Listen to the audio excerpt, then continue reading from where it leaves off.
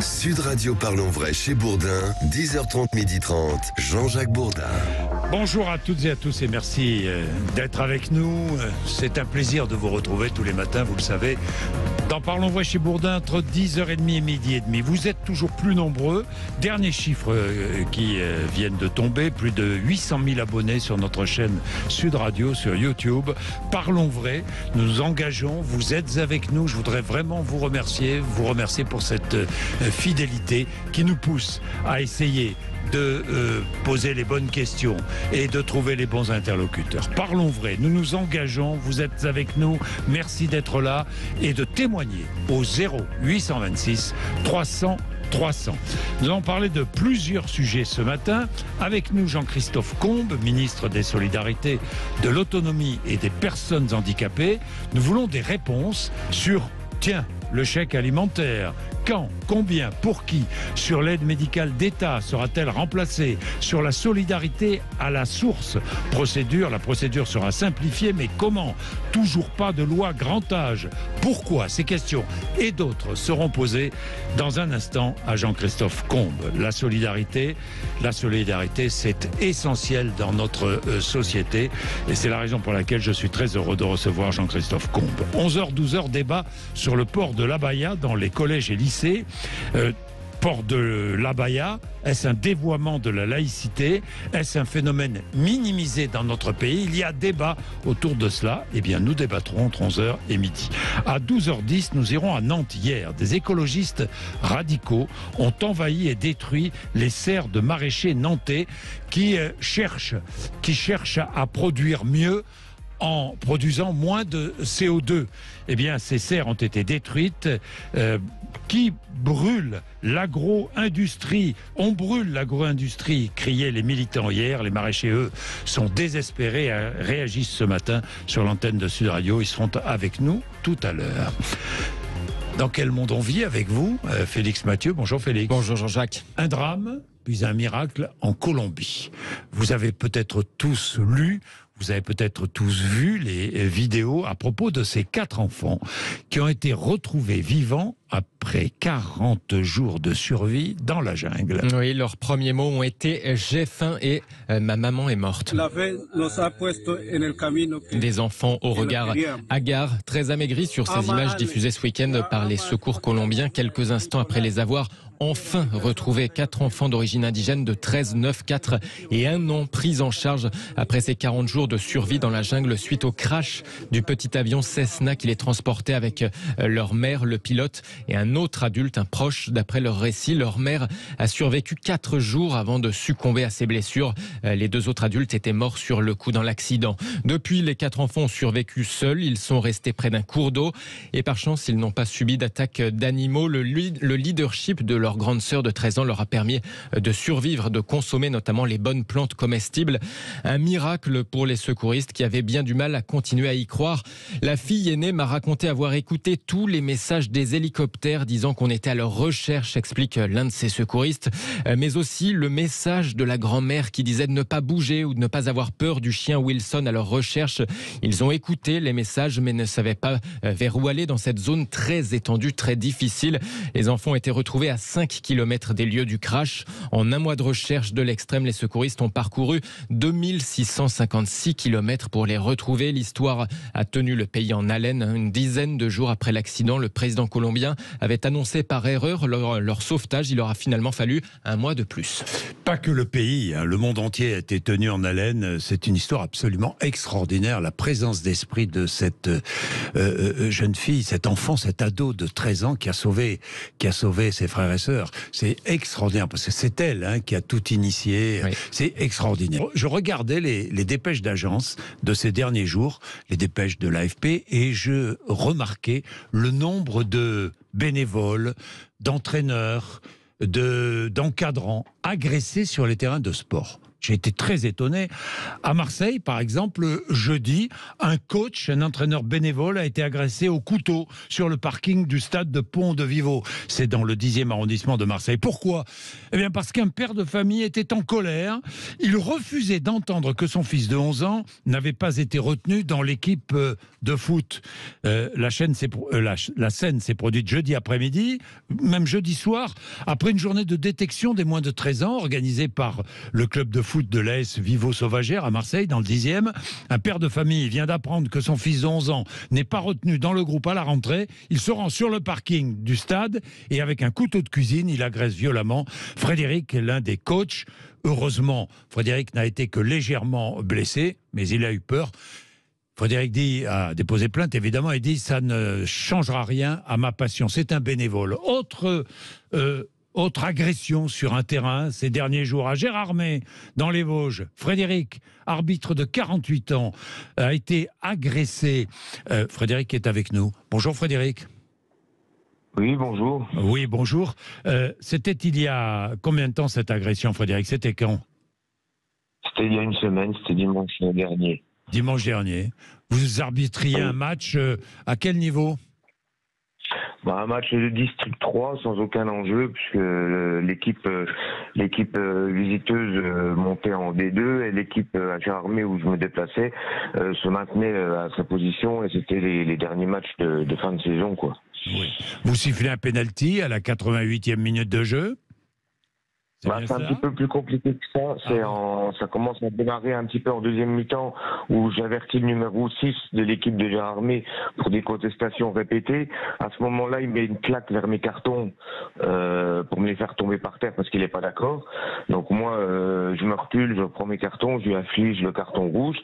3 de ses coéquipiers sont obligés de le retenir parce qu'il veut foncer sur moi déjà pour m'agresser. Donc déjà, ça commence à être un peu compliqué en deuxième mi-temps. Et c'est à la 62e minute que ça se passe. Et à la 88e minute de jeu, je siffle un penalty. L'équipe visiteuse est revenue au score 4-1. Elle mène 4-1 contre Gérardmer. Je siffle un penalty pour l'équipe de Domartin. Et là, j'ai le numéro 8 qui me commence à contester, donc je l'avertis. Et donc là, lui me menace également de me mettre un coup de couteau à la sortie du stade. Donc bien sûr, je lui inflige le carton rouge. Au même moment, pendant que je suis en train de remplir sur mon carnet, j'ai le numéro 10 de l'équipe de Gérardmer qui vient vers moi en courant, en me menaçant de mort, et qui me met un coup de tête assez violemment sur le côté droit de la tête. Donc moi je tombe en arrière. C'est pas le coup de tête qui me met KO, mais comme le sol avec la sécheresse en ce moment était très dur, c'est quand j'ai la tête qui tape le sol par terre derrière, je perds connaissance. Et là il y a apparemment après plus de 30 témoins, quoi. Bon, je sens les coups mais je vois pas. Ils s'acharnent à coups de pied sur moi, quoi, dans la tête, dans les côtes. Ils sont à 3 à le retenir mais ils continuent quand même, quoi. Voilà. Et vous étiez allé arbitrer tranquillement, comme tous les dimanches. Vous avez la passion de l'arbitrage. Vous êtes retrouvé à l'hôpital. Aujourd'hui, c'est difficile. 15 jours d'ITT prescrits. Vous dormez difficilement la nuit. Voilà. C'est cela? Je dors difficilement la nuit, je suis sali sur les réseaux sociaux parce que pour sa défense, cette personne dit que c'est moi qui lui aurais mis le coup de tête et qui lui aurait mis des coups de pied. Qu'est-ce que je peux vous dire d'autre? Voilà, on sort mon passé d'il y a 20 ans en arrière, comme tout le monde a le droit de faire des bêtises dans sa vie, mais je veux dire, ça n'a aucun lien avec le match du 4 juin qui s'est passé à Gérardmer. On est des arbitres, on a une autorité publique, on est contrôlé, malgré qu'on est un amateur, on est supervisé par des gens, des professionnels du métier. Si on est sur un terrain de foot, on n'est pas là par hasard. Et je trouve ça vraiment inadmissible que la personne qui m'a fait ça ne prenne pas ses responsabilités et qu'elle dise pas tout simplement qu'elle a pété les plombs et qu'elle en vienne à dire que j'ai eu des propos soi-disant racistes ou des choses comme ça, alors qu'il y a plein de témoins Frédéric, oui. Vous êtes bénévole? Oui, bénévole, non. Vous savez, pour un match comme ça, monsieur, j'ai 70 km, je gagne 44 €. Voilà. C'est comme si vous étiez bénévole, Frédéric, c'est pareil. Voilà. Donc, c'est pareil, c'est la passion. Je suis amateur. C'est la passion. Je suis amateur. Voilà, c'est la passion, je suis un amateur. Heureusement, j'ai le soutien de mon club, l'AS Plombières. J'ai le soutien du club de Dommartin, qui grâce à eux, j'ai réussi à sortir et puis à être emmené par les pompiers, de l'UNAV, du district. Benoît Bastien, entre autres, m'a téléphoné pour m'apporter ce soutien, qui est arbitre international. Enfin voilà quoi. Bon, le maire et le président de Jean-Armé ont pris leurs responsabilités. Ils ont interdit ces personnes-là à vie l'enceinte du stade, et maintenant on attend demain la commission de discipline me concernant pour le foot pour les sanctions, et le tribunal, ça passera au mois de septembre. Merci Frédéric. Merci. Merci Frédéric, passionné. Jean-Christophe Combe, bonjour. Bonjour. Si j'évoque ces deux faits divers, c'est parce que ce sont des bénévoles. Ce sont des hommes qui consacrent leur vie, leur dimanche, leur loisir à aider les autres, en allant arbitrer, en allant aider les plus jeunes sur des terrains de foot. Un temps, on avait pensé un statut du bénévolat. Est-ce que vous envisagez toujours cela ? D'abord, moi ce que je voudrais dire, c'est qu'effectivement, je le connais bien, c'est bénévole, vous le savez, oui. J'étais pendant 12 ans engagé à la Croix-Rouge française, j'ai été pendant 6 ans directeur général de la Croix-Rouge. Et j'ai une admiration sans faille, effectivement, pour ces gens qui consacrent leur vie aux autres, le soir, le week-end, souvent aux dépens de leur vie familiale. Et je pense qu'effectivement, notre société, elle ne reconnaît pas assez ce bénévolat, qu'on devrait en faire plus, qu'on devrait beaucoup plus le valoriser. Il faut raconter les histoires que vous racontez là. Je pense que ça leur fait chaud au cœur de vous entendre, que ce soit bénévole dans un club de sport ou dans une association humanitaire. Il faut que les employeurs leur permettent aussi d'exercer leur bénévolat. Quand vous faites un bénévolat de sécurité civile, alors, par exemple... Justement, où en est-on là sur les employeurs et le bénévolat? Est-ce qu'il y a des choses à améliorer? C'est des discussions qu'on a, qui doivent se traiter aussi dans le cadre du dialogue social. Nous, au gouvernement, on essaye de faire en sorte d'inviter les employeurs justement à mettre dans leur projet d'entreprise, dans leur stratégie, etc., une meilleure reconnaissance. C'est-à-dire que moi, j'ai un papa qui était pompier volontaire, par exemple, il a été à l'éducation nationale. Bien, l'éducation nationale le laissait aller sur les interventions. C'est pas toujours vrai dans une entreprise privée. Exactement. Et c'est pas toujours vrai dans une entreprise privée. Et je pense qu'aujourd'hui, les employeurs, ils devraient s'ouvrir beaucoup plus. Ça fait partie de leur responsabilité. Moi, je dis, ça fait partie de leur responsabilité sociétale que de permettre aux bénévoles d'exercer. Mais faut-il contraindre les employeurs? Faut-il contraindre les employeurs? Moi, je suis plutôt. C'est quelque chose. Pour une incitation. C'est quelque chose de merveilleux. Je pense que vous et moi, on est convaincus du bienfait pour la société de ce bénévolat, de son utilité. Et je pense que les employeurs peuvent l'être aussi. Et je pense qu'aujourd'hui, les salariés poussent de plus en plus leurs employeurs à s'engager au service de la société. C'est vraiment la responsabilité sociétale des entreprises qu'il faut développer. Jean-Christophe Combe est avec nous, ministre des Solidarités, de l'Autonomie et des Personnes Handicapées. Jean-Christophe Combe, je voudrais que solidarité, plus de 10 millions de Français sont en précarité alimentaire depuis des mois. J'entends ça depuis des mois, ça fait même 3 ans que j'entends ça, puisque c'était une promesse du président de la République. Le gouvernement nous promet, le président de la République et le gouvernement nous promettent un chèque alimentaire. Alors, c'est pour quand ce chèque alimentaire ? Alors, il existe déjà ce chèque alimentaire. Rappelez peut-être comment cette idée a émergé. Oui. C'était une proposition qui était issue de la Convention citoyenne pour le climat, vous vous en souvenez, proposer un chèque alimentaire. Et l'idée était simple, c'était de permettre à des familles modestes d'accéder à des produits de qualité, avec une triple dimension, une dimension de santé publique, sanitaire, puisque on sait les bienfaits sur la santé d'un accès à des fruits, des légumes, des produits de qualité. Une dimension sociale, puisque les ménages les plus modestes ont le moins les moyens d'accéder à ces produits. D'ailleurs, au passage, c'est 17% aujourd'hui de la population qui est atteinte d'obésité, 2 fois plus chez les familles modestes. Donc cet enjeu de santé, il est extrêmement important. Et puis un enjeu environnemental. L'idée, c'était de promouvoir l'accès à des produits locaux pour les familles. Donc c'est un cahier des charges complexe. On a mis en place, la Première ministre a annoncé cet automne la mise en place base d'un fonds d'aide alimentaire durable. Oui. C'est transformé en un programme cette année que je suis en train de déployer, programme Mieux manger pour tous, 60 millions d'euros qui vont permettre aux grands réseaux associatifs... Oui, mais c'est pas un véritable chèque alimentaire qui a été mis en place. Alors c'est pas l'objet. L'objet il existe. Est-ce qu'il va exister ? Il sera déployé. Il sera déployé sur les territoires. J'ai lancé un appel à manifestation d'intérêt pour pouvoir créer des alliances locales. Enfin, c'est-à-dire des. Oui, mais je voudrais être concret, Jean-Christophe. Un chèque, oui. Ça existe. Ça existe. Un chèque d'accompagnement personnalisé, un chèque, enfin un format chèque qui peut être distribué aujourd'hui par des CCAS, par des associations humanitaires sur le territoire. Mais c'est pas tout. C'est-à-dire que moi, encore une fois, je me suis engagé pendant 12 ans à la Croix-Rouge, qui est un grand réseau aussi d'aide et de distribution alimentaire. Ce qui est important derrière ça, c'est à la fois de permettre aux gens qui n'en ont pas les moyens d'accéder à des produits de qualité et puis d'être accompagnés. Souvent, l'aide alimentaire, c'est une porte d'entrée vers un accompagnement social beaucoup plus global. Parce qu'il ne suffit pas juste de donner manger à des gens qui aujourd'hui sont en difficulté, ont faim et ont des difficultés de s'alimenter. Il faut les accompagner pour sortir de ces difficultés. Alors, les difficultés... Tiens, pensons à ceux qui touchent le RSA. Les allocataires du RSA, 607 € pour une personne seule, 1 900 000 allocataires, 40% inscrits à Pôle emploi seulement aujourd'hui. France Travail va remplacer Pôle emploi. Ça veut dire quoi ? Ça veut dire que les allocataires du RSA, eh bien, c'est la conséquence de ce remplacement, devront effectuer, enfin, il y a une expérimentation qui est conduite dans 18 départements, devront effectuer 15 à 20 heures d'activité par semaine. Ce ne sera pas obligatoire, hein ? Les 15-20 heures ? Ouais. Ce sera obligatoire ou pas ? Si, c'est obligatoire. C'est-à-dire que quand c'est obligatoire. Pour toucher le RSA, c'est pas inscrit dans le projet de loi. Il va falloir. C'est pas parce l'obligation, elle n'est pas inscrite dans le projet de loi. Dans le projet de loi, tout simplement parce que c'est une obligation qui va devoir s'adapter aussi à la situation des personnes.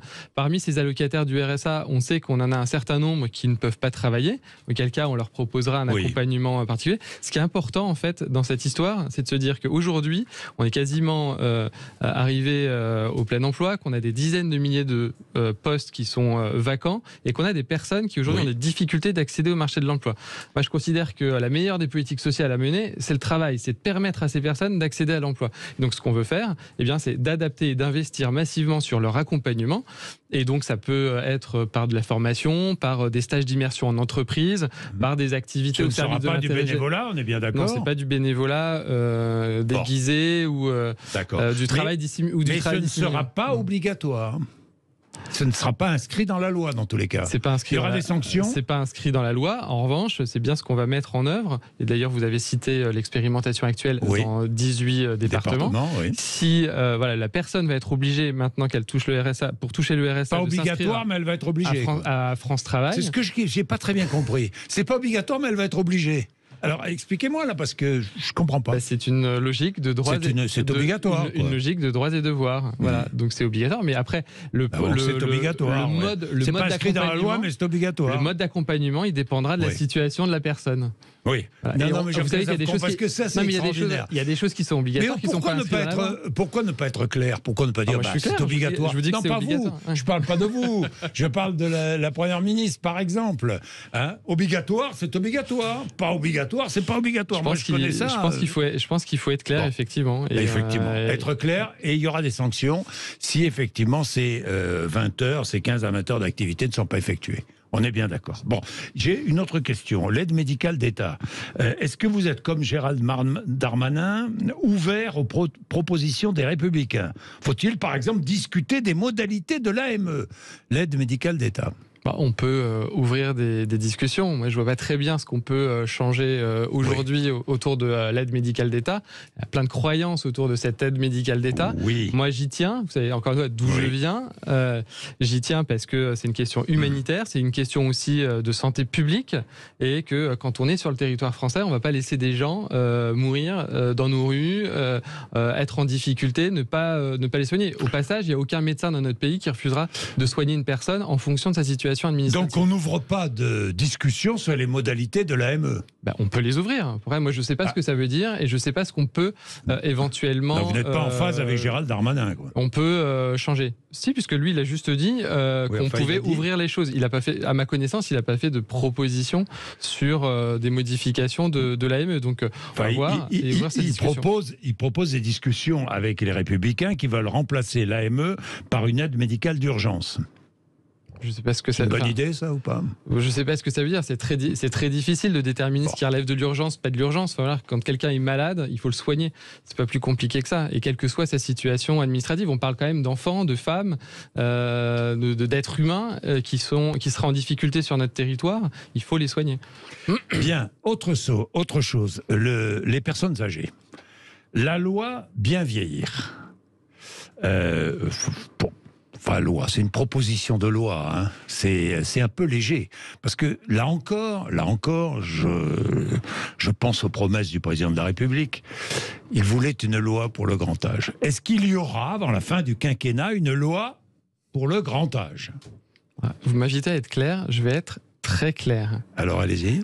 Il y aura une réforme du grand âge. C'est le travail que je conduis depuis presque un an maintenant, dans le cadre du Conseil national de la refondation sur le bien vieillir. J'ai lancé une grande concertation. Moi, la mission qui m'a été confiée, c'est de faire en sorte que notre société, elle s'adapte à l'enjeu démographique, au vieillissement.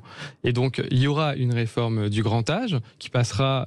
par un projet de loi qui passera par des éléments législatifs. Il y a une PPL en discussion. Il y a une PPL en discussion qui s'est considérablement enrichi quand même au cours de la discussion. C'est vrai, j'ai regardé qui montre qu'il y a quand même quelques sujets qu'on peut traiter de façon convergente avec les oppositions mais aussi. Aucune grande loi sur le vieillissement de la société. Mais parce qu'il n'y a pas que des mesures législatives. On est accroché à ça.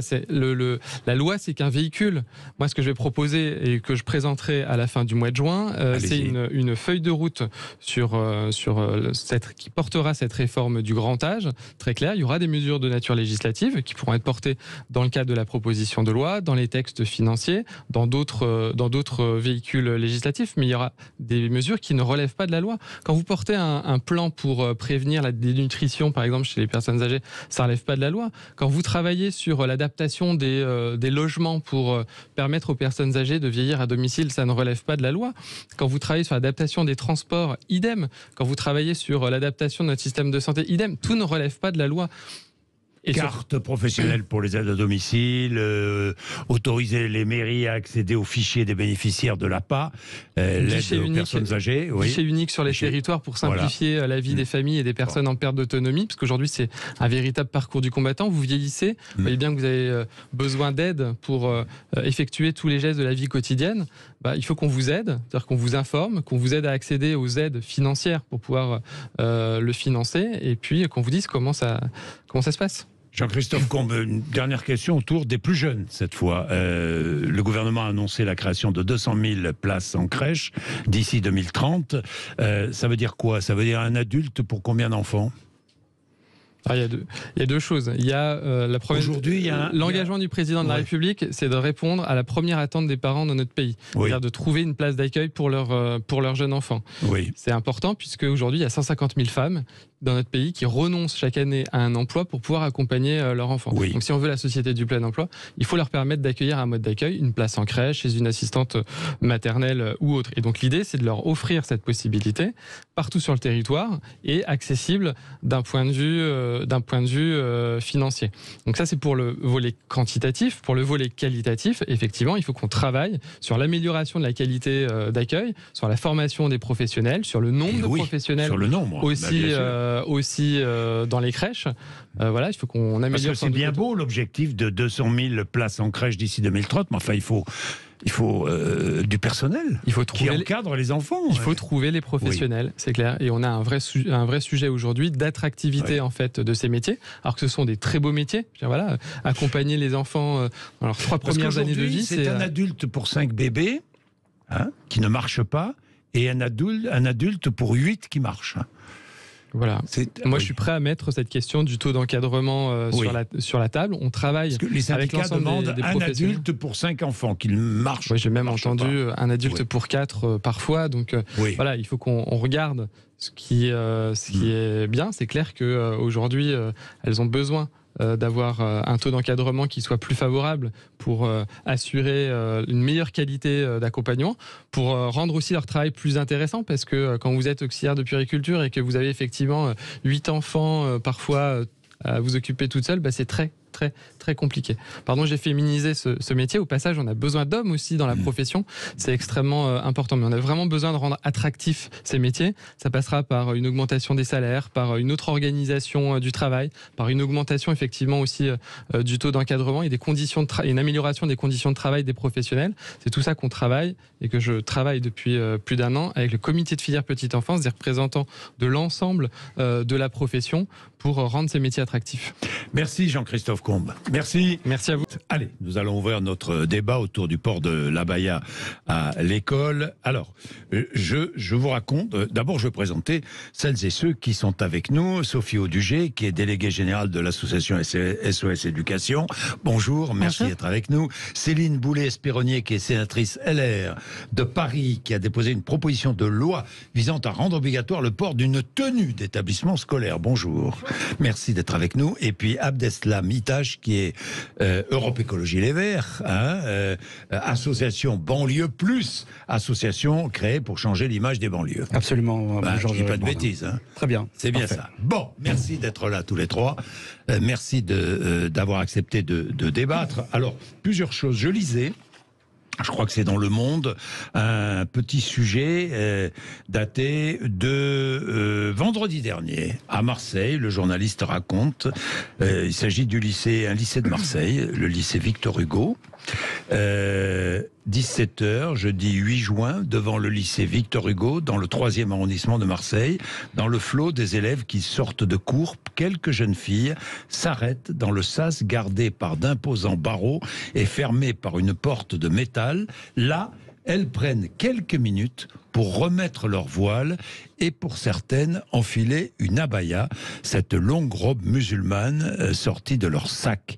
À l'intérieur, les surveillants nous mettent la pression. Avec ça, glissent 2 élèves de seconde, désormais voilés, qui repartent aussi secs. Voilà. Elles n'ont pas porté leur abaya au sein de leur lycée. Elles l'avaient dans le sac.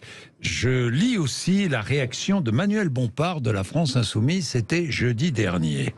Comme chaque année, on cherche à inventer une nouvelle polémique pour s'en prendre aux musulmans. Polémique, débat autour de l'abaya. Alors, je vais faire un petit tour de table. Est-ce un phénomène minimisé, le port de l'abaya? Dites-moi, Céline Boulay-Espéronnier. On a l'impression de revivre ce qu'on a vécu à Creil, à l'occasion, avec le voile et les enfants de Creil, qui n'est pas un débat nouveau puisqu'il a une 30aine d'années et qui a amené à légiférer sur le voile. Oui. On en avait discuté, on avait perdu beaucoup de temps, on se demandait s'il y avait matière à légiférer, puis finalement on l'a fait, ce qui a eu le mérite de la clarté. Moi, mon impression et mon sentiment très fort, c'est que l'école a besoin de tout, sauf de discussions autour de cette question. On connaît les difficultés de l'école aujourd'hui, crise des vocations, savoirs fondamentaux en berne, des professeurs très probablement pas assez rémunérés. Bon, donc ces discussions qui viennent se rajouter autour du port de l'abaya, me semble-t-il, elles doivent être prises à bras-le-corps. Et aujourd'hui, on a le sentiment que ça n'est pas le cas. Et on se demande où est passée l'autorité de l'État. Bien, tour de table, je continue avec Sophie Audugé. Alors, c'est pas un phénomène nouveau, ça c'est certain. Il y a une augmentation, c'est certain également. L'IFOP avait sorti un rapport en décembre 2022 avec des chiffres qui étaient quand même très très importants, puisqu'on apprenait que 52% des profs, que ce soit en privé ou en public d'ailleurs, s'auto-censuraient dans leur enseignement. C'était quand même presque plus de 10% par rapport à 2020. Donc on voit bien que c'est une augmentation. Ce sont des chiffres qui nous amènent quand même à ne pas considérer ça comme un cas isolé. On avait 65% dans les établissements d'éducation prioritaire, où là on constate que c'est plus de 18% par rapport à 2020. Donc il y a bien une montée très très importante. Et un autre élément marquant, c'est qu'on est à plus 10% en primaire, ce qui est nouveau. C'est-à-dire qu'aujourd'hui, en primaire, on approche des 50%. Donc, c'est quand même très important quand on a 50% des professeurs de primaire qui s'autocensurent dans leur enseignement. Ce qui est important également, c'est qu'on sait que 47% des profs disent ne pas signaler. Donc ça veut dire que les éléments de signalement, les informations ne remontent pas pour 47% des professeurs qui considèrent que de toute façon ça ne sert à rien, que ce ne sera pas traité. Un autre élément important aussi, c'est qu'entre les professeurs qui considèrent que ces tenues sont cultuelles, et non pas, culturelles et non pas cultuelles. Oui. Et les 17% qui ne se prononcent pas, ça fait 32% des professeurs qui considèrent que ce n'est pas vraiment un problème quand même. Donc ça, il faut aussi savoir que ce rapport dit ça. Ce qui me semble très important quand même à signaler ici, c'est également l'évolution des signalements à des moments de l'année. C'est-à-dire que c'est pas n'importe quand. Papendia, il l'a dit également très récemment. On a eu plus de 700 signalements au moment de la commémoration de l'assassinat de Samuel Paty, où je rappelle quand même que le ministre de l'Éducation nationale a trouvé judicieux de dire aux établissements qu'il leur donnait la liberté de savoir s'ils voulaient commémorer. Moi, j'ai trouvé ça absolument scandaleux. Et puis, on a 500 signalements, 500 signalements au moment du Ramadan. Donc il y a une augmentation. Donc si vous voulez, c'est pas un phénomène qui est sur le long cours, c'est un phénomène où les jeunes nous disent quelque chose. Et après, je reviendrai là-dessus, peut-être que c'est vraiment le tour de table, c'est la notion de laïcité à la française. Bien, voilà. Nous allons parler de la laïcité. Est-ce un dévoiement de la laïcité? Est-ce qu'on a... Je relis ce qu'a dit Manuel Bompard, c'était jeudi. Il dit... je pointe un écho médiatique disproportionné. Est-ce qu'on a donné à cette affaire d'Abaya, est-ce qu'on donne à cette affaire d'Abaya un écho médiatique disproportionné, Abdeslam Itache? Écoutez, Jean-Jacques Bourdin, je pense qu'on ne parle pas de l'essentiel. Les problèmes sont ailleurs. Aujourd'hui, les gens se posent la question à savoir si l'on dire doit... que les problèmes sont ailleurs, ça veut dire je n'élude pas votre question. On esquive le problème de l'abaya à l'école. Le politique, justement... Du port religieux à l'école, du port de tenue religieuse à l'école. Je vais vous dire. D'abord, sur le mot même abaya, la traduction littérale de ce mot est robe ou manteau. Exact. Donc, à partir de là, en fait, on vise à interdire une robe ou un manteau qui n'a pas de connotation religieuse. Ouais, enfin, c'est une robe ou un manteau qui couvre tout le corps, l'ensemble du corps, et qui ne laisse... Et qui n'est pas un vêtement religieux. À l'air libre, pardon, mais le visage et les mains. Qui n'est pas un vêtement religieux, et moi je vous invite à lire n'est pas un vêtement religieux. Oui, il n'est pas un vêtement religieux. Moi je vous invite à lire le communiqué du CFCM qui ne date que d'hier. Je peux vous en laisser un exemplaire. Où ils expliquent que justement ça ne fait pas partie des prescriptions islamiques. Alors je ne prétends pas parler au nom du culte musulman, je ne suis pas représentant du culte musulman. Cela étant dit, moi j'évoque juste une chose, et en effet vous parliez de ce député de la France Insoumise qui disait que justement on était dans la diversion, qu'en France il y avait peut-être d'autres problèmes. Sur le plan mondial, nous avons une guerre qui est à nos portes entre l'Ukraine et la Russie, le pouvoir d'achat, toutes ces difficultés. Non mais vous ne pouvez pas éluder toutes ces choses-là. Non mais moi je suis sur la baya là, je suis pas sur la guerre en Ukraine. Mais je veux dialoguer, débattre. Quand une jeune fille vient au collège ou au lycée en portant une abaya, est-ce qu'elle fait du prosélytisme?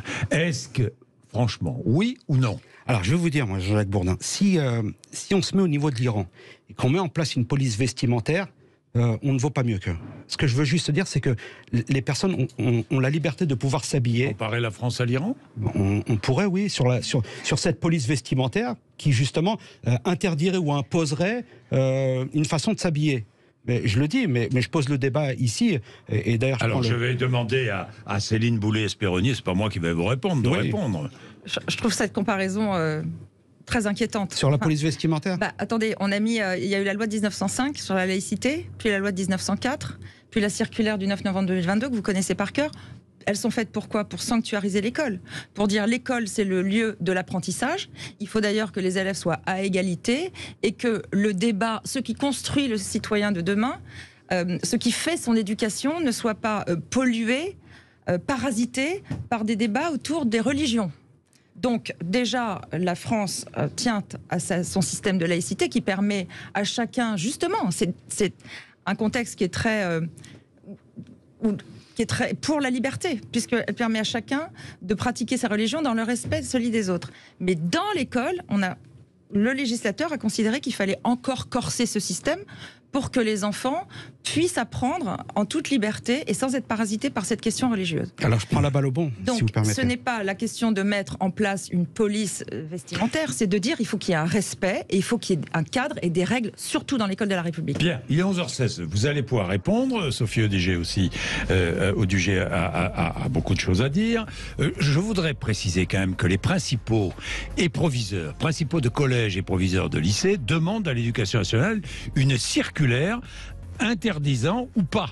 Ils veulent avoir un cadre clair, interdisant ou pas le port de l'abaya et camis aussi, du camis, à l'école, dans les collèges et lycées. Bien, il est 11h17, à tout de suite. Sud Radio Parlons Vrai chez Bourdin, 10h30, 12h30, Jean-Jacques Bourdin. Il est 11h20, merci d'être avec nous. Vous réagissez si vous le souhaitez, 0826 300 300, ce n'est pas compliqué. Vous appelez et nous débattons depuis 11h maintenant autour du port de l'abaya à l'école. Alors, il y a vraiment déjà grand débat ici, puisqu'Abdeslam Mitache nous dit que ce n'est pas un vêtement religieux. C'est ce que dit aussi le Conseil français du culte musulman, qui nous dit que ce n'est pas un vêtement religieux. Mais les jeunes filles qui portent cet abaya, bien souvent, portent le voile également. Donc, qui est quand même un signe religieux, le voile. Mais il n'y a pas C'est un signe religieux ou pas, le voile ? Le voile, oui, mais pas l'abaya. Et l'un n'empêche pas l'autre. Vous pouvez très bien porter les deux ou porter aucun des deux, ou l'un ou l'autre. Mais ça aussi, ce que je veux juste dire, c'est que si vous décidez que l'abaya est un vêtement religieux et que je vous dis que non, il n'y a plus débat. Oui. Il n'y a plus à discuter. Ce que je veux si vous me dites que l'abaya n'est pas un vêtement religieux, et si je vous dis que oui, il n'y a plus de débat non plus. Mais oui, je renverse vous comprenez ce que je veux dire ? Absolument. Bon. Donc vous ne comprenez absolument pas qu'on considère l'abaya comme un vêtement religieux. Au-delà de vêtements religieux, une jeune fille qui porte l'abaya ne fait pas de prosélytisme, si je comprends bien. Vous lui poserez la question. Moi, j'ai pas la prétention de répondre à la place de ces femmes. Je ne demande pas qu'on pose la question à une jeune fille. Je vous pose la question. Est-ce que si on porte l'abaya dans une école, on fait du prosélytisme ou pas ? Écoutez, mais je vous le dis encore une fois, vous poserez la question à ces demoiselles, qu'est-ce qui les motive à la porter ? Mais ça n'est pas à moi. Ce que je veux juste dire, c'est qu'aujourd'hui, je me dis que chaque femme a le droit de s'habiller comme bon lui semble. Et que il n'est pas je n'ai pas de raison d'avoir à décider du vêtement qu'elles doivent porter. Et la laïcité qui est souvent abordée parfois comme un glaive plutôt qu'un bouclier, la laïcité, c'est la liberté de croire ou de ne pas croire, de ne plus croire, de changer de religion ou de ne plus en avoir. Ce que je veux juste dire, c'est que les personnes dans leurs convictions sont aussi protégées par la laïcité et qu'ils peuvent pratiquer leur culte comme bon leur semble.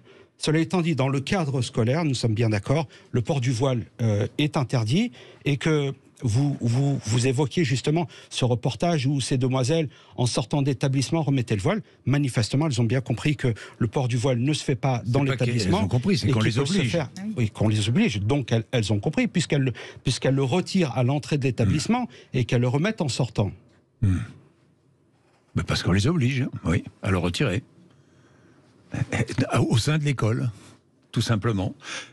Qu'est-ce que vous vouliez dire, Sophie Audugé ? Alors, plusieurs choses. Tout d'abord, quand vous donnez l'exemple des problèmes qui sont plus importants, notamment les guerres, etc., je crois qu'il ne faut pas se tromper de débat. On ne parle pas d'un débat sur la société civile et dans l'espace public. On parle de l'école.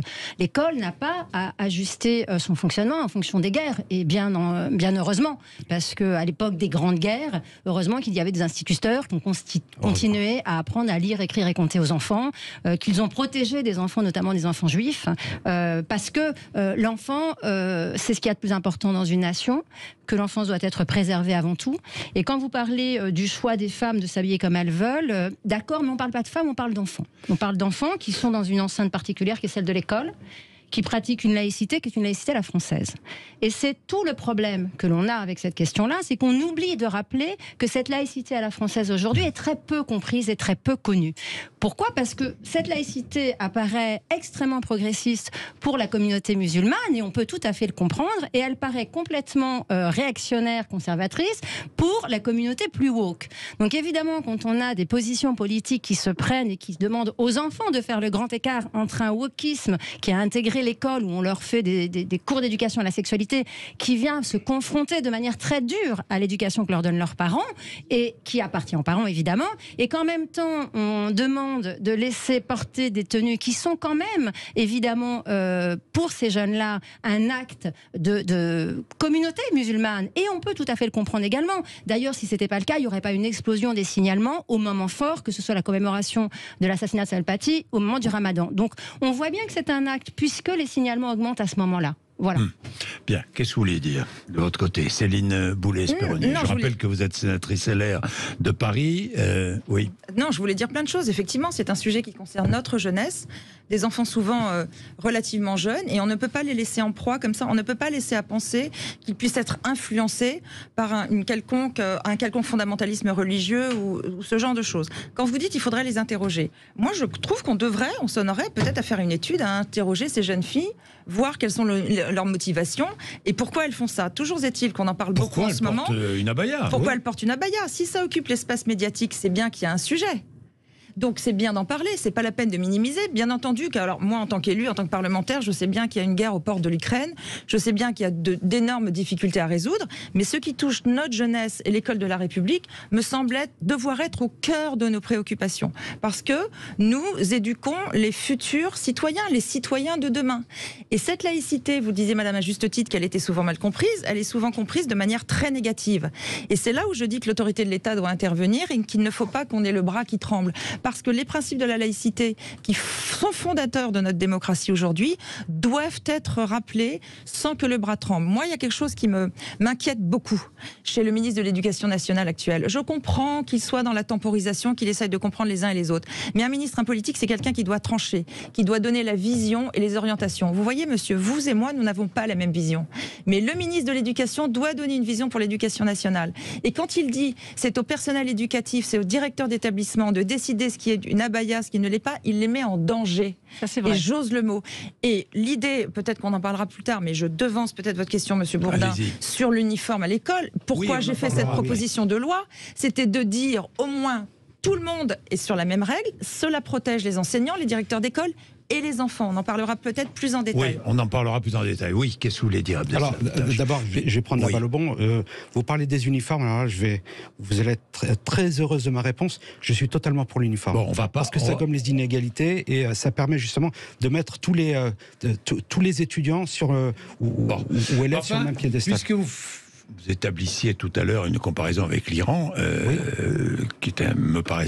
Mais il ne faut pas arriver à ce stade-là, en effet. Oui, un peu audacieuse. Oui, en Iran, c'est vrai qu'on impose un vêtement, religieux. Oui, mais il est religieux. Oui. Le vêtement qu'on impose en Iran. Oui, mais c'est la grande différence. Un uniforme qu'on imposerait ne serait pas un uniforme religieux. Hein, on est bien d'accord. Or, l'abaya, vous considérez que ce n'est pas un signe de prosélytisme? C'est-à-dire que ça n'est pas un vêtement religieux. Non, mais c'est pas pareil. Mais attendez, ce que vous me dites là... Vous m'avez posé la question à savoir si ces demoiselles, ces dames, pardon, enfin, en l'occurrence à l'école... des jeunes filles au collège-lycée, vous me demandiez qu'est-ce qui les motivait, et je vous ai invité à leur poser la question. Non, mais elles sont plus à même de pouvoir vous répondre. Oui. Ensuite, lorsque vous me posez la question s'il s'agit d'un vêtement religieux, je vous réponds que non. Qu'il ne s'agit pas d'un vêtement religieux. Je vous ai fait, sur le plan sémantique, le mot abaya et robe ou un peu particulière comme robe, vous êtes d'accord? Mais tout est particulier. Oui, on peut avoir une Française qui vient qui est ultramarine, par exemple, qui vient des Outre-mer, habillée avec le vêtement traditionnel. Alors, dans ce cas-là, on n'est pas du tout dans une forme de prosélytisme, on est dans une forme de régionalisme, de culture, et qui ne pose pas de problème. Vous voyez, il y a toujours cette connotation où on cherche justement à montrer du doigt un pan de la communauté et que l'on essaie de dresser. Vous parliez justement... Le premier argument, c'est toujours la stigmatisation. La stigmatisation. Mais pourquoi? Qui veut? Personne ne va stigmatiser la communauté musulmane. Absolument pas. Mais alors, ils ont le sentiment qu'à chaque fois qu'il y a... qu'il faille masquer les problèmes, et c'est le sens de ce parlementaire, à chaque fois qu'il y a, je vais vous parler par exemple de la réforme des retraites, des problèmes d'inflation, du pouvoir d'achat, de ces difficultés, on va tout de suite sortir le musulman de la boîte pour justement ne pas parler des vrais problèmes. Voilà, c'est tout ce que je dis. Oui. Pardon, j'entendais. Ça vous convient pas? J'entendais sur une chaîne d'information bien connue, une jeune fille témoigner. Elle était voilée, elle témoignait en disant: mais moi, si on veut m'empêcher de porter la baya pour aller à l'école, c'est une forme de ségrégation. Donc, elle prenait ça pour son cas personnel. Et nous répondons collectif. Nous répondons protection, égalité de tous les enfants. Vous voyez ce que je veux dire? Nous répondons vivre ensemble, ce qui fait le fondement de notre République. C'est là la différence. Tout de suite, vous dites qu'on stigmatise, mais c'est vous qui dites ça, monsieur. C'est vous qui avez apporté ça sur le débat autour de ce plateau qui, me semble-t-il, est relativement serein. Donc, permettez-moi de dire que non, nous nous intéressons à comment vivre ensemble dans la République avec quelques coups de boutoir. Quand vous dites que cette tenue n'est pas religieuse, c'est vrai qu'elle est dans une espèce de zone grise, on n'a pas encore légiféré là-dessus dans la loi de 2004, et c'est à mi-chemin entre le cultuel et le culturel. Mais ça veut donc dire que des jeunes femmes, toutes religions confondues, sont susceptibles de mettre une abaya. Ça veut dire qu'une femme qui n'est pas musulmane... Deuxièmement, dans les pays du Moyen-Orient où l'abaya est portée, c'est pour cacher les formes de la femme, c'est pour cacher le corps de la femme, on le sait bien, c'est pour dire qu'il faut être humble, se cacher, etc. Donc il y a une intention religieuse derrière. Donc, vous le voyez bien. Et nous, ce qu'on veut dire, alors vraiment à tous les étages de la République française, c'est que l'homme et la femme sont profondément dans l'égalité. Donc, on ne doit pas vêtir la femme de vêtements qui... Enfin, quel message est-ce que ça envoie aux jeunes femmes et aux futurs citoyennes de demain? Il est 11h31, nous allons observer une nouvelle pause et ensuite Sophie Audugé va prendre la parole. Puis Philippe nous a appelé pour intervenir. Philippe qui voulait nous parler justement de l'uniforme à l'école. Allez, à tout de suite. Sud Radio Parlons Vrai chez Bourdin, 10h30, 12h30, Jean-Jacques Bourdin. Il est 11h34, merci. Nous parlons du port de l'abaya, robe longue et ample, au sein des collèges et lycées avec Sophie Audugé, qui est déléguée générale de l'association SOS Éducation, Céline Boulay-Espéronnier, qui est sénatrice LR de Paris, et Abdeslam Itache, qui est militant Europe Écologie Les Verts et de l'association Banlieue Plus. Il est 11h34, merci. Tiens, Philippe est avec nous. Bonjour Philippe. Bonjour Monsieur Bourdin et bonjour à vos invités. Ça va Philippe? Très bien, merci et vous? Bon, très bien. Qu'est-ce que vous aviez envie de dire, Philippe? Alors moi je voulais... Alors ça fait plusieurs jours, plusieurs semaines même qu'on entend ce débat. Vous êtes en Martinique là? Oui, je vous écoute par le biais d'Internet. Voilà. Vous êtes l'exemple. Vous savez que nous battons des records là. Sur YouTube, on est à 800 000, plus de 800 000 abonnés sur notre chaîne Sud Radio sur YouTube. On est content, hein, Philippe. Mais on est content. C'est grâce à vous, hein, Philippe. C'est grâce à vous. Hein. Bon, non, mais c'est très bien. C'est bien d'avoir une radio un peu qui sort un peu de la doxane. Bon, allez-y, Philippe. Qu'est-ce que vous voulez dire? Alors, moi, je voulais vous dire que chez nous, en Martinique, Guadeloupe, alors Guyane, je connais pas très bien, mais les deux départements, en tout cas, que je connais bien, c'est Martinique et Guadeloupe. Le port de l'uniforme est obligatoire, depuis la primaire jusqu'au lycée. D'accord? Même les lycées professionnels ont un uniforme. Il y a qu'en maternelle où c'est un peu... Oui. C'est pas obligatoire, mais dès que les enfants rentrent en primaire, que ce soit le privé, que ce soit le public, c'est l'uniforme obligatoire. Et personne ne s'en plaint et il n'y a pas de problème avec ça. Et ça fait des années que ça dure, ça n'a jamais changé. Et tout le monde y trouve son compte. Que et ça règle le problème des vêtements religieux, vous dites? Ça règle tous les autres problèmes, parce que dans le lycée de mon fils, il y a des musulmans, ils viennent pas habillés à la mode, comme ça se passe en métropole, ça n'existe pas, d'accord? Il y a des lycées, il y en a un ou deux en Martinique où il n'y a pas d'uniforme, mais à l'entrée, elle est filtrée, et les filles qui arrivent avec des leggings un peu trop serrés, ou des trucs, ou des mecs qui arrivent avec la ceinture sous des fesses, ça n'existe pas non plus, ils ne rentrent pas. Oui. Ouais. Il y a une tenue correcte exigée. C'est comme quand on se présente devant quelqu'un, on se présente devant un professeur, on se présente devant des élèves, des camarades. On est habillé correctement. Point. Je ne dis pas que l'abaya n'est pas un vêtement incorrect. Je dis simplement que à partir du moment où tout le monde est habillé dans le même, et puis ça crée un état d'esprit, ça crée une unité dans les collèges et lycées quand ils font des marathons, par exemple. Tel collège va rencontrer tel collège pour un truc de maths ou un truc sportif ou quoi que ce soit. Chacun défend ses couleurs. Bien, merci Philippe. Il y a un autre état d'esprit qui se met en place. Ben, merci Philippe. Oui, ça apporte de l'eau à votre moulin, hein, Céline Boulay-Espéronier. Totalement, merci Philippe. Ouais. Oui. Allez-y. Non, l'idée du port de l'uniforme, elle était multifactorielle. Je ne veux pas être trop longue. Hein. Ça résout évidemment le problème de ce dont nous discutons aujourd'hui. Oui, parce qu'en Iran, pour reprendre, parce que ça m'a un peu choqué, je vous dis. Parce qu'en Iran, il y a un uniforme aussi. Il y a un uniforme aussi, hein, en Iran. Oui. Il est religieux, l'uniforme. Ah oui, non, je dis ça comme ça. Si je puis Vous êtes favorable au port de l'uniforme, mais surtout pas religieux, si j'ai bien compris. C'est ça.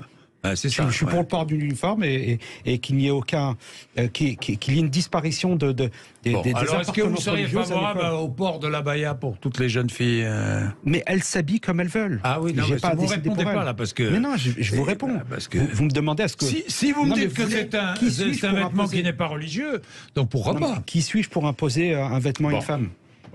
Alors. Il y a des pays où les jeunes femmes ne peuvent pas s'habiller comme elles veulent. J'ai participé très récemment à un colloque à l'initiative de mon ami Frédéric Ancel, qui était très intéressant sur les femmes voilées en Iran, qui perdent leur vie, qui enlèvent leur voile pour prouver leur liberté et dire à quoi elles aspirent au péril de leur vie. Là maintenant, naît en Arabie Saoudite un mouvement où les jeunes femmes qui sont obligées de porter l'abaya la retournent en protestation, mettent ça sur les réseaux sociaux. Je pense que ça fera la même chose qu'en Iran pour montrer qu'elles veulent la liberté. Il n'y a qu'en France où vous avez des partis comme LFI qui trouvent ça très frais de dire on peut s'habiller comme on veut, faites comme vous voulez, sans savoir que ces jeunes femmes sont parfois victimes de l'influence des réseaux sociaux, de familles derrière qui sont rigoristes et qui leur imposent tout ça. Elles ne le vous diront jamais. Moi j'ai entendu Jean-Luc Mélenchon, je vous coupe, fustiger l'accoutrement religieux, c'est ce qu'il disait, militant. Et il employait le mot accoutrement religieux militant. Oui.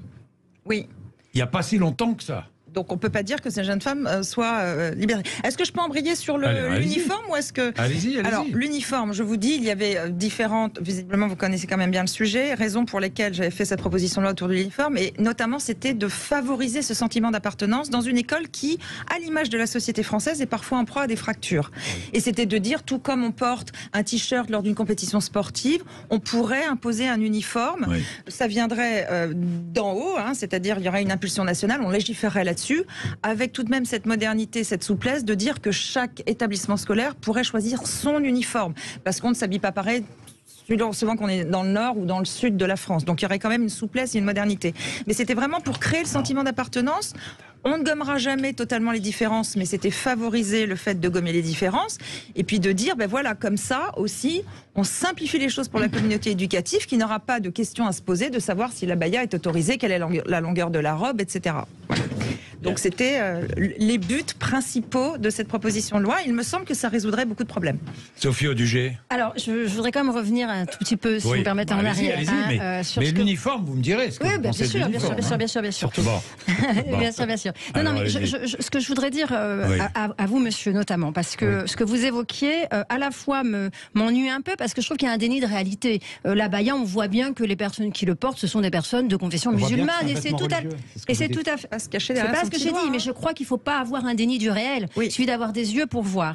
Après, je crois que le débat qu'on a entre nous, en tant qu'adultes, responsables, j'irais même consentants, documentés, nous permet d'avoir cette discussion de manière très apaisée et de mettre en discussion nos arguments réciproques avec le respect qu'est le respect de la France, de toutes les religions, parce qu'il faut quand même le dire. On est dans un pays où toutes les religions ont leur place, sont acceptées et peuvent être pratiquées. Peuvent se pratiquer, absolument.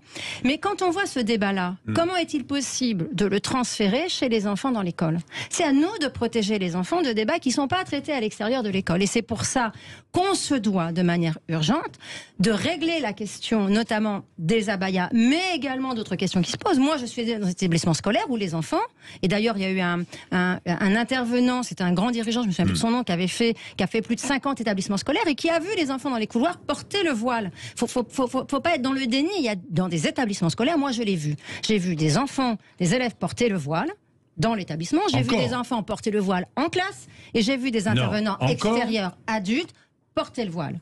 J'y étais. Alors que c'est interdit. J'y étais. J'en ai parlé avec... Qu'est-ce que vous entendez par intervenant extérieur? Les mamans? Non, des personnes qui venaient en classe et faisaient une intervention.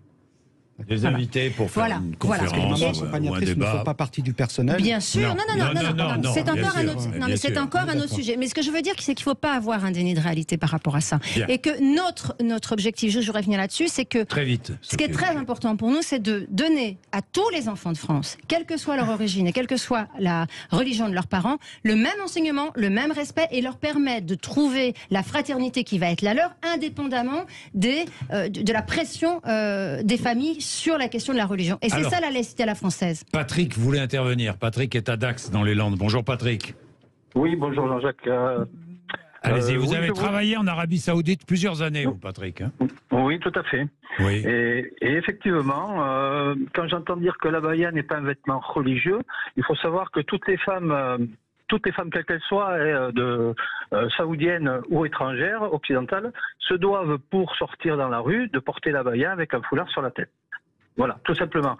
Ce foulard peut être mis sur les épaules lorsqu'on rentre dans les galeries marchandes des grandes surfaces, mais par contre, l'abaya est obligatoire pour sortir dans la rue, tout simplement. Et c'est un État où l'État se confond avec la religion, hein?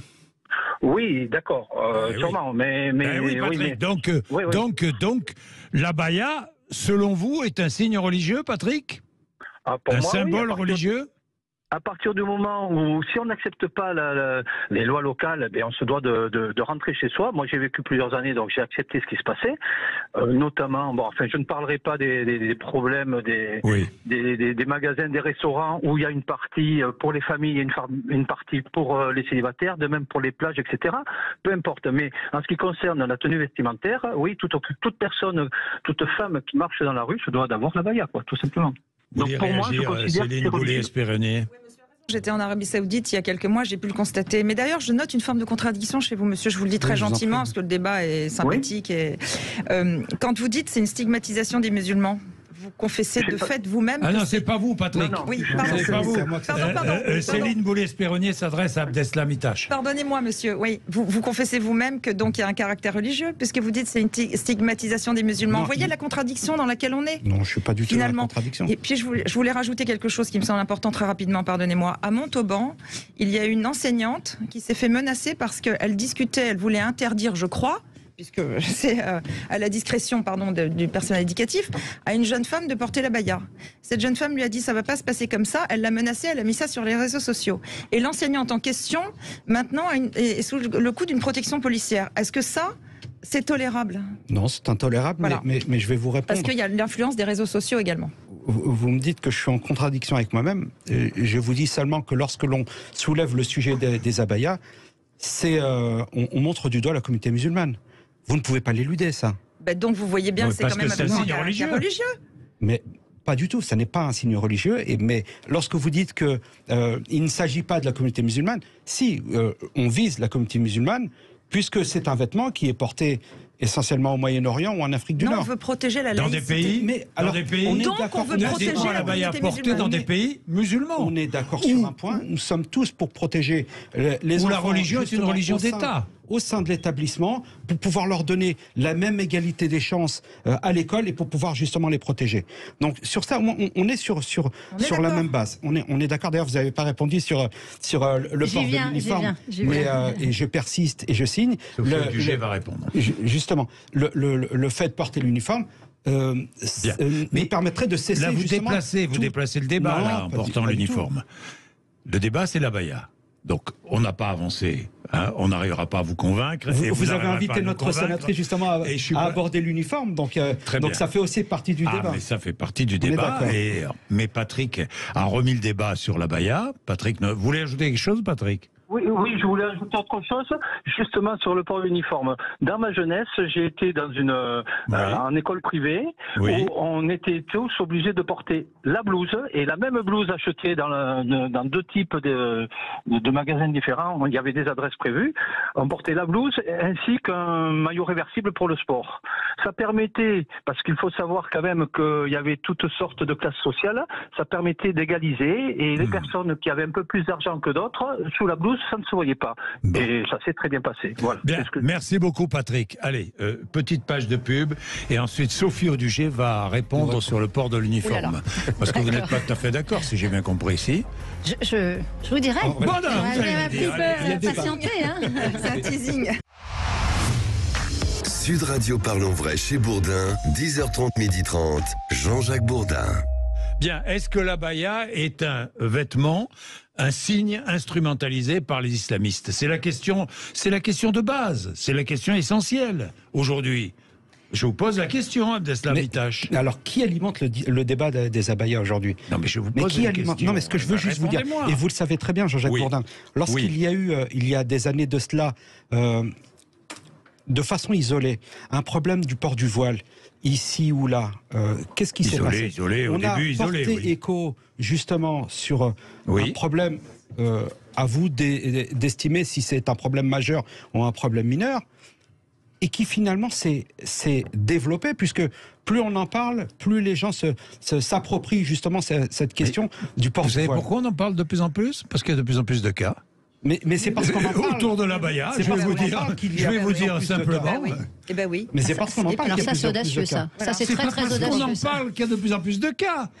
Ou alors c'est encore plus inquiétant. Hein. Alors là, c'est encore plus inquiétant. Leur part de responsabilité. Bon, alors, sur le port de l'uniforme, médias, là, pour le coup. Sur le port de l'uniforme, Sophie Audugé. Alors, si vous voulez, nous, on n'a pas d'avis arrêté sur la question du port de l'uniforme. Là où on n'est pas d'accord, c'est si on décide d'imposer dans toutes les écoles le port de l'uniforme au motif qu'on n'a pas le courage de reconnaître qu'on n'est pas capable d'appliquer la laïcité à la française. C'est important de rappeler ça. La laïcité à l'anglo-saxonne, c'est une laïcité libérale, c'est-à-dire qu'on survalorise les minorités. Donc toutes les minorités doivent être apparentes. C'est d'ailleurs pour ça que dans les écoles anglaises, les jeunes filles arrivent comme elles le souhaitent et c'est pas un problème. Mais c'est pas notre histoire, c'est pas notre culture, c'est pas notre laïcité. On a une laïcité particulière qui est une laïcité qui marque la séparation, comme vous l'avez très bien rappelé, de l'Église et de l'État, qui fait que chaque enfant qui rentre dans l'école, notamment dans l'école publique, est un enfant de la France. Point. Et il arrive en tant qu'enfant de France pour être accueilli de manière indépendante de la religion de ses parents et recevoir une instruction de qualité qui va lui permettre de s'émanciper par le savoir et pas par autre chose, ni par l'idéologie, ni par la religion. Et c'est ça la force de la France et c'est ce qui a fait l'école française et la gloire de l'école française. Si aujourd'hui on décide de mettre en place l'uniforme pour dire qu'on veut redire à nos enfants qu'ils sont tous des enfants de France, d'où ils viennent et quel que soit leur milieu d'origine, et qu'ils vont recevoir une instruction exigeante qui va leur permettre d'accéder au plus haut poste qu'ils le voudront par leur courage, par leur mérite. À partir de ce moment-là, SOS Éducation soutiendra évidemment la loi. S'il s'agit de dire on met en place l'uniforme parce qu'on n'est pas capable de rappeler ce qu'est la laïcité à la française, qui est une laïcité du respect des religions et qui est une laïcité du vivre ensemble dans l'école, eh bien là, dans ces cas-là, on est un peu moins d'accord. Bien. Voilà. Alors Séverine, exemple encore. Séverine est à Pau. Bonjour Séverine. Oui, bonjour à tout le monde. Et merci d'être avec nous, Séverine. Oui, je vous en prie. Merci à vous. Merci. Alors, vos enfants ont suivi leur scolarité dans une école internationale à Pau, qui dépend de Cambridge. Oui, complètement. Ça, je ne savais pas que ça existait, mais je l'apprends. Ils ont porté l'uniforme de l'école au lycée, c'est cela? Oui. Et ça se passait bien? Pardon? Très bien. Mais c'est un peu l'avantage de l'uniforme, c'est qu'en fait, on ne voit plus rien du coup. Au niveau des... Excusez-moi, je suis super émue en fait. Séverine, ne soyez pas émue. Vous êtes avec nous, on est entre nous, on discute, vous êtes accueillis comme tout le monde, il n'y a aucun souci. Oui. Allez-y, vous parlez. Comme si vous parliez à une amie, allez. Oui. Alors mes enfants ont été à l'école internationale de Pau. Oui. Et en fait, ils ont suivi donc leur scolarité tout en uniforme. Donc vous arrivez petit de la reception, vous êtes en uniforme jusqu'au bac en fait. Oui. Donc pour les primaires, vous avez un uniforme vert. Oui. Et pour les secondaires, vous avez un uniforme noir. Oui. Et donc vous avez des jupes, des robes, des shorts, enfin tout un tas d'uniformes. Alors je veux quand même préciser que l'uniforme, c'est très bien. Enfin moi j'ai trouvé ça super bien. On se pose pas de questions. Et en plus, ça coûte beaucoup moins cher. Voilà, vous comptez à peu près 300 € pour un uniforme à l'année, avec des cardigans, des pulls, pantalons, shorts ou quoi que ce soit. Vous avez des chaussures qui sont imposées aussi, donc vous pouvez pas mettre n'importe quoi comme chaussures.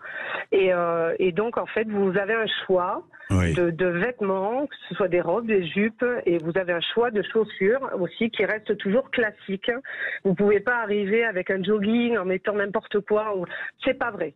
Bon. Vous arrivez, vous devez avoir vraiment un uniforme. Et il y a beaucoup de musulmans, et en fait, ça pose aucun problème. Et au contraire, ça évite tout un tas de problèmes de stigmatisation ou quoi que ce soit. C'est vraiment très pratique. Je ne comprends pas qu'on le fasse dans les pays, en outre-mer, pardon, et qu'on le fasse pas en métropole. En métropole, je comprends pas. Je comprends pas. Bon, ça c'est un... Oui, allez-y. Oui, pourquoi où est-ce que vous en êtes d'ailleurs au niveau législatif de votre initiative? Merci à madame pour ce témoignage, parce que la question économique, elle est fondamentale dans un contexte d'inflation et de contraintes économiques pour les familles. C'est-à-dire que c'est un investissement au départ, et sur le long terme, les familles s'y retrouvent et économisent, et puis c'est un facteur de simplification. Donc merci à madame pour ce témoignage. Alors, il y a une proposition de loi finalement par le truchement, parce que vous savez qu'après il faut des niches au Parlement et tout, c'est transformé en amendement dans un texte plus élargi. Pour l'instant c'est tombé pour des raisons politiques et tout, mais nous allons y revenir bien évidemment, parce que moi je crois qu'on est au début du processus. Vous avez une majorité pour voter un tel texte? De toute façon j'avais été soutenue par 60 de mes collègues sénateurs, donc joli succès. Au Après Sénat, ça passe à l'Assemblée. Au Sénat vous avez la majorité, donc ça va, donc, mais pour l'instant la proposition de loi a été mise de côté, mais elle va revenir dans le débat, à n'en pas douter, ça c'est sûr et certain. Mais les LR seront bientôt au gouvernement, non? Mais très probablement, en tout cas, si je vous permets un petit... Très probablement. Tiens, vous me donnez une information, là. Si vous me permettez... je vous posais... vous avez vu, j'ai lancé le... Très probablement. En parlant politique, et si vous me permettez un petit point politique... allez-y. Si vous me permettez, si j'ai 2 minutes. Avec l'extrême gauche qui trouve que c'est très frais de pouvoir s'habiller comme on veut, éventuellement... Vous ne me montrez pas en parlant de manière générale, je fais un point politique. Non, pas vous. Qui trouve que c'est très frais de pouvoir mettre... Non, de pouvoir mettre une abaya, etc., parce que chacun a la liberté et tout. Parce que M. Mélenchon était très à l'écart il fut un temps, et maintenant qu'il a vu que son vivier électoral était dans des secteurs où il y avait le mode musulman, évidemment, il a changé. Eh bien, un jour, si on ne prend pas nos responsabilités, et j'en reviens à ce que je disais sur le ministre qui dit il faut voir, c'est pas à moi de prendre les mesures, etc. Alors que d'autres au gouvernement, comme Gérald Darmanin, disent c'est un vêtement religieux et on ne passe pas. Madame Chikirou qui est à la citoyenneté, eh bien, un jour, on s'étonnera d'avoir le Rassemblement national au pouvoir parce que eux semblent avoir les bonnes solutions. À mon avis, ils ne les ont pas, mais en tout cas, ils n'auront pas été testés. Donc, chacun doit prendre ses responsabilités aujourd'hui, légiférer, être ferme, comme vous le disiez, madame, et arrêter de faire peser sur la communauté éducative qui a fort à faire déjà, et puis leur faire courir un risque. Parce qu'il y a eu un avant, il y a eu un après Samuel Paty. Et on me fera dire qu'il peut y avoir des peurs, et c'est parfaitement compréhensible. Donc prenons nos responsabilités. Alors, je termine par une question politique. Est-ce que vous êtes prête à participer à un gouvernement avec Renaissance? Moi, à titre personnel, moi je crois que quand j'entends... ça vous choquerait? Justement, non. Quand j'entends les débats sur la laïcité... Vous seriez prête? Je me dis, mais moi c'est ma ligne politique, qu'il faudrait être prêt à gouverner avec Emmanuel Macron pour l'aider à gouverner à droite et prendre les responsabilités... Donc vous êtes prêt à gouverner avec Emmanuel Macron? Prendre les responsabilités qu'il ne prend pas, notamment sur l'éducation nationale. Oui, mais moi je serai toujours à droite. Non, mais d'accord. Voilà. Mais je ne suis pas à la gauche d'Emmanuel Macron. Je dis qu'il faut l'aider à gouverner à droite et à prendre ses responsabilités sur ces questions. Donc vous êtes prête à gouverner avec Emmanuel Macron? Dites-moi oui ou non. Oui. Très bien. Voilà, le message est lancé. Le message est lancé, c'est clair. C'est clair. Hein. Céline Boulay-Espéronier, qui est sénatrice LR de Paris. Il est 11h50. C'est fini. Je suis désolé, c'est fini. On aurait pu débattre. Je voulais rendre hommage aux enseignants, justement, et des difficultés dans lesquelles ils étaient. Voilà, c'est pour ça qu'ils ont besoin. C'est pour ça que les principaux et proviseurs demandent un texte clair et une circulaire claire sur la baya. C'est parce qu'ils ont la crédibilité des enseignants a été très affectée ces dernières années, et on remet en cause leurs enseignements, et c'est ce qui pose problème. Hier, près de Nantes, des activistes du climat, notamment des militants des soulèvements de la terre, ces militants sont allés saccager des serres et du maraîchage. des cultures. Nous sommes avec Régis Chevalier, qui est président de la Maison des Maraîchers Nantais. Bonjour. Bonjour. Merci d'être avec nous. Donc hier, ces militants activistes sont venus dégrader des serres. Expliquez-nous exactement ce qui s'est passé. Alors, dégrader, le mot est un peu faible. Ça a été une tornade assez rapide. Oui. Il y avait une manifestation hier connue, autorisée par la préfecture, avec un cortège qui devait passer pas loin de nos serres, mais ça n'a jamais été un site identifié, il n'était pas protégé plus que de raison. Oui. On est sur un site justement où on porte les enjeux de notre filière du maraîchage nantais. Et notamment, on a des outils de production expérimentaux dans lesquels on teste un peu les techniques de demain, justement, sur ces thématiques de transition climatique, d'agroécologie, parce que vous vous doutez bien que c'est des enjeux importants pour nous et on est les premiers à essayer de s'adapter. Le fait est qu'il y a un groupe de personnes qui s'est extrait du cortège pour s'introduire sur le site, voilà, par effraction, et ils ont lacéré, c'est une serre plastique, donc ils ont lacéré les bâches plastiques.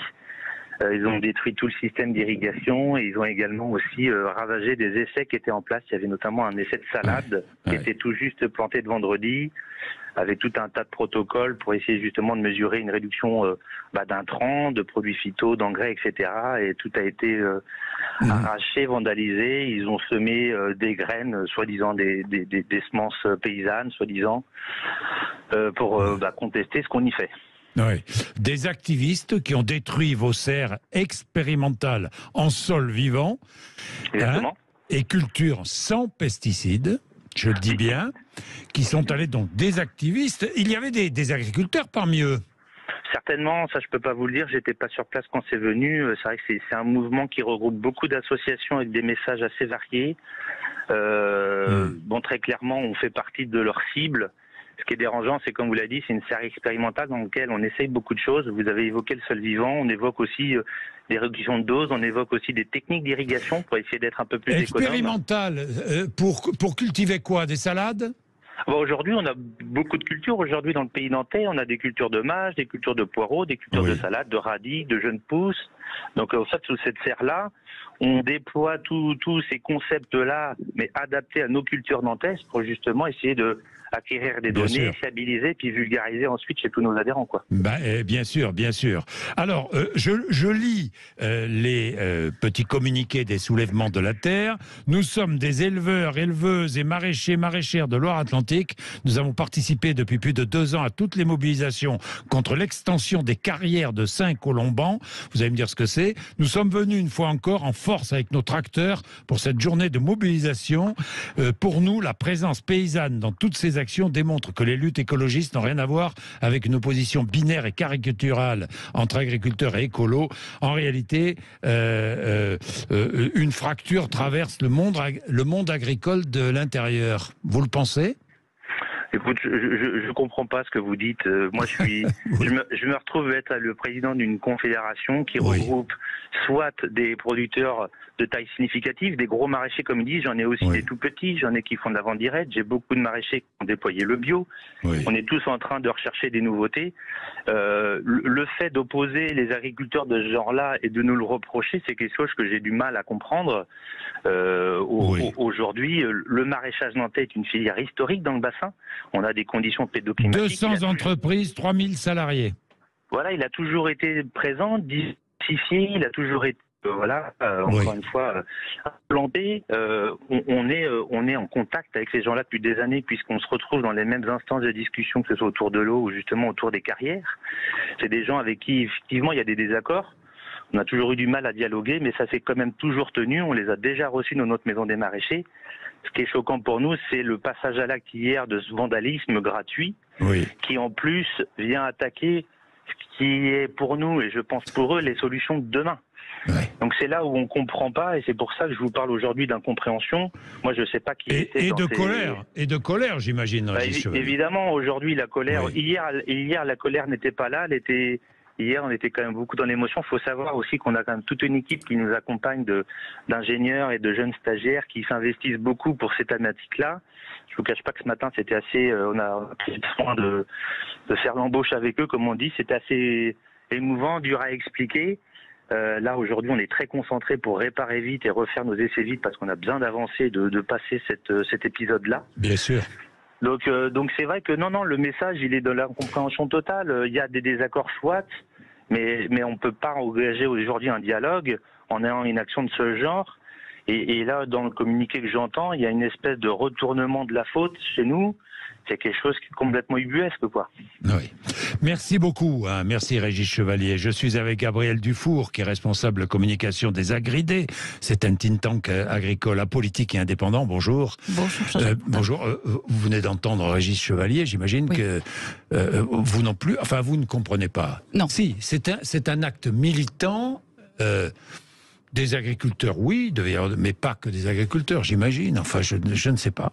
Oui, c'est un peu incompréhensible parce que les maraîchers nantais, c'est quelque part un exemple de recherche, et de réussite, de l'agriculture française. Absolument. Voilà, c'est un groupement de producteurs qui a réussi à résister à la dégradation on a une dégradation de la souveraineté alimentaire, faut le noter. Aujourd'hui, un légume et un fruit sur deux proviennent de l'étranger. Donc, et cette dégradation, elle ne cesse d'augmenter. On a perdu 14 points en 20 ans. Donc les maraîchers qui subsistent en France, il faut absolument les aider, les soutenir. Et quelque part, ils ont réussi à se structurer, comme les maraîchers nantais, à se structurer, à créer des serres sous lesquelles ils font de la recherche, avec des instituts techniques, avec des chercheurs, ils essaient de répondre aux attentes sociétales en diminuant les pesticides, en essayant de rester à un coût qui soit quand même abordable pour les Français. Donc c'est une incompréhension totale. Le lieu qui a été dégradé des cultures destinées à lutter contre le réchauffement climatique, il faut quand même le faire, non? Absolument. Ça paraît ubuesque. Absolument. Alors, c'est une serre sous laquelle il y avait donc c'est des plants de salade. Les maraîchers recherchent des salades qui nécessitent moins de pesticides. C'est aussi une demande sociétale. Le maraîchage, c'est quand même une réponse à la société. Donc c'est incompréhensible. Mais le slogan « Que brûle l'agro-industrie », c'est le slogan qui a été inscrit partout sur les serres. Ça veut dire quoi? Que brûle l'agro-industrie? Alors, je crois que le combat, il est là. Je pense que l'idéologie, elle est là. Elle est anticapitaliste, clairement, affichée. Elle est Rien à voir, finalement, avec les agriculteurs. Non. Je ne pense pas. Je pense que c'est un système c'est tout un système qui est visé. C'est le système agro-industriel, comme si l'agro-industrie était un gros mot. Et je ne sais pas de quoi se nourrissent ces gens-là. S'ils ont tous un potager chez eux qui leur permet d'avoir tous les légumes possibles et imaginables, et puis les protéines animales et végétales à côté pour se permettre de se nourrir. Mais voilà, l'agro-industrie, c'est ce qui nous nourrit. Alors je lis l'un des communiqués. Nous poursuivons notre action contre l'extractivisme et le bétonnage. Ça, il s'agit du sable, si j'ai bien compris. Contre le maraîchage industriel et pour la défense du bocage et de l'agriculture paysanne. Ouais, alors il y a beaucoup de choses là-dedans. Alors certainement qu'il y a peut-être des critiques à faire. Je ne dis pas. Il y a peut-être des discussions à avoir. Je connais pas très bien la situation de ces carrières et les conséquences. Mais ce qu'il faut savoir, c'est que la surface agricole française utile, c'est-à-dire la surface sur laquelle on produit. Elle diminue avec le temps. Alors elle a diminué de 1% ces 10 dernières années. C'est pas. C'est-à-dire qu'il y a de moins en moins de terres cultivées en France. C'est ça, et surtout. La surface cultivée en maraîchage a diminué de 10% en 20 ans. Donc pour moi c'est une bonne nouvelle si on augmente les surfaces agricoles. Pour le maraîchage c'est une très bonne nouvelle parce qu'on répond, on essaie Il faut augmenter les surfaces de maraîchage. Absolument, on a besoin de fruits et de légumes frais et en plus ça répond aussi à un enjeu de santé publique parce que je vous rappelle que on a à peu près 20% de personnes obèses en France, on a à peu près une personne sur deux qui est en surpoids en France, c'est un sujet de santé publique. On a besoin de fruits et de légumes frais, on a besoin de développer des filières solides pour pouvoir répondre à cette consommation. Et bien sûr, alors, le faire de façon durable. Et c'est là toute la question, c'est quoi la durabilité et comment on permet aux agriculteurs et aux filières agro-industrielles de faire leur transition, parce que c'est ce qu'elles essaient de faire. Oui, la transition, et puis franchement, importer ça va nous obliger à importer de plus en plus de fruits et légumes de l'étranger. Oui. Donc le coût écologique et environnemental est énorme. Absolument. Alors vous comptez déjà le coût de l'importation, le coût des émissions dues au transport, mais vous comptez aussi le coût social, parce que les normes sociales ne sont pas les mêmes à l'étranger qu'en France. On a des normes beaucoup plus exigeantes, environnementales, sociales, etc. Donc ce que nous importons, c'est la plupart du temps quelque chose qui est de moins bonne qualité. De moins bonne qualité, oui. Et environnementalement alors, aussi. C'est absurde. Détruire un produit qui est de meilleure qualité et qui est meilleur pour l'environnement. Tout à fait. Là, il y a un paradoxe. Oui. Tout à fait. Et c'est-à-dire qu'en fait, les soulèvements de la terre et les associations qui y sont rattachées, elles condamnent d'emblée ces agriculteurs et cette filière de maraîchage nantaise. Mais il n'y a pas qu'elle, il y en a beaucoup d'autres qu'elles condamnent. Elles la condamnent à ne pas exister. C'est-à-dire, elle ne lui permet pas de s'exprimer, d'expliquer sa transition, d'expliquer les façons dont elle va décarboner ses process, dont elle va diminuer l'usage d'intrants et de pesticides. Donc c'est ou tout ou rien. Et là, c'est rien. Alors, je regarde deux messages qui sont très intéressants, parce que l'un vient du docteur Valérie Masson-Delmotte, qui défend le climat ardemment et qui dit « Ces destructions me plongent dans une complète incompréhension ». Oui, vous aussi. Ah oui, Valérie Masson-Delmotte, c'est quelqu'un que j'apprécie énormément et je suis contente qu'elle ait fait cette déclaration parce que les agriculteurs qui nous écoutent, ils ont besoin d'être soutenus. Ils sont en transition, c'est pas facile. La transition, le climat, le réchauffement climatique, les transitions, c'est un mur qui est devant eux. Ils doivent transformer complètement, ils doivent changer de paradigme, ils doivent prendre des risques, ils doivent transformer leur façon de faire, ils doivent diversifier leur façon de faire. C'est ce qu'ils font. Ils le font à leur vitesse et au lieu de les décourager, on devrait massivement les supporter, les encourager et leur dire, en tant que société, nous vous soutenons. Alors, autre message, celui du docteur Serge Zaka, que nous avons régulièrement sur notre antenne comme invité, qui est aussi qui travaille dans l'agriculture et dans la défense de l'environnement en même temps, et qui dit, je le lis, je suis dans l'incompréhension face à la destruction d'un essai de nouvelles variétés de salades. J'ai l'impression qu'on a complètement sauté l'étape de la médiation, de la compréhension et de la discussion. C'est exactement ça. Il n'y a pas eu de discussion. Il y a un collectif de radicaux et je tiens à dire qu'ils ne représentent pas les écolos de France. Ils ne représentent pas les écologistes et les écologues de France. Absolument pas. C'est un mouvement de radicaux qui a décidé d'action radicale de destruction, qui a décidé de ne pas être dans la proposition de valeurs, de choses positives pour la société.